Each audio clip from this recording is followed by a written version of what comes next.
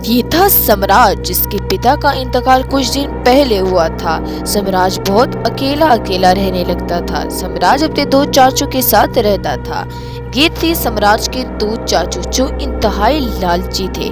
इससे इसकी जायदाद हड़पने के लिए इसे अपने साथ रखा था। अरे सीमा, चाय लेके आओ, सुबह से काम कर करके थक गया हूँ। किधर रह गई है तू? ये लो तुम्हारी चाय आ गई, इसे पी लो सुकून से। और ये जो तुम्हारे भाई साहब का बेटा सम्राट, अब ये कितने दिन तक रहेगा, मुझसे बर्दाश्त नहीं होता। अरे सीमा, भाई साहब को मरे हुए 2 दिन नहीं हुए। तुम सब्र करो, सुबह में दूसरे भाई से बात करके फिर बताता हूँ। तुम्हारे भाई को मरे हुए 2 दिन गुजर गए हैं। अब तुम ऐसा करो, सम्राट को निकाल दो, हम दोबारा इसकी जिम्मेदारी नहीं ले सकते।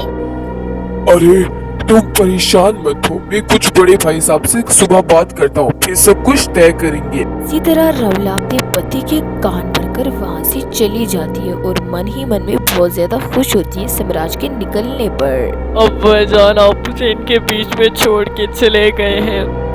ये मुझसे सारी जायदाद लेके मुझे घर से निकाल देंगे। मुझे पता है आपने ऐसा क्यों किया। अगले दिन जैसे ही एक खूबसूरत सी धूप निकलती है। जी बड़े चाचा, मैं अपना कॉलेज जा रहा था, लेकिन मैंने सुना कि आपने मुझे बुलाया है, तो मैं आपके पास आ गया। आपको कोई काम? हाँ बेटा, तुमसे एक जरूरी बात करनी है, तुमसे काम पे, लेकिन समझ नहीं आ रहा मैं कहाँ से शुरू करूँ। वो दरअसल मुझे और भाई साहब को तुमसे बहुत जरूरी बात करनी थी, लेकिन समझ नहीं आ रहा कैसे शुरू करें। ऐसी कौन सी बात है चाचा जी जो आप दोनों मुझसे कह नहीं पा रहे? क्या बात है? ये तुम्हारे दोनों चाचा तुम्हें बात कभी नहीं बताएंगे। अगर इस तरह करेंगे तो मैं ही तुम्हें बता देती हूँ। हम तुम्हें और रखना नहीं चाहते, तुम अपना इंतजाम कर लो, तुम यहाँ से जा सकते हो। क्या चाचा जी, आप मुझे कैसे निकाल सकते हैं? इस घर में मेरा भी हिस्सा है, आप मुझे मत निकाले, मैं कहाँ जाऊँगा?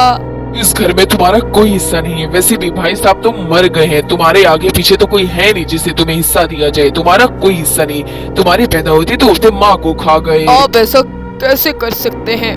क्या मैं आपके बेटे की जगह नहीं हूँ? आप भी ये कैसे कह सकते हैं? हमने कहा ना, इस घर में तुम्हारा कोई हिस्सा नहीं है, तो हम तुम्हें मजीद बर्दाश्त नहीं कर सकते। तुम हमारे घर से निकल जाओ। ये पागल तो पैदा होते ही अपने माँ को खा गया और अब यहाँ पे मजीद रह के हमें भी खा जाएगा। इसे निकाल दो यहाँ से। सम्राट बहुत दुखी होकर घर से निकलता है, अपने सगे चाचा की बातें अपने खिलाफ सुनकर।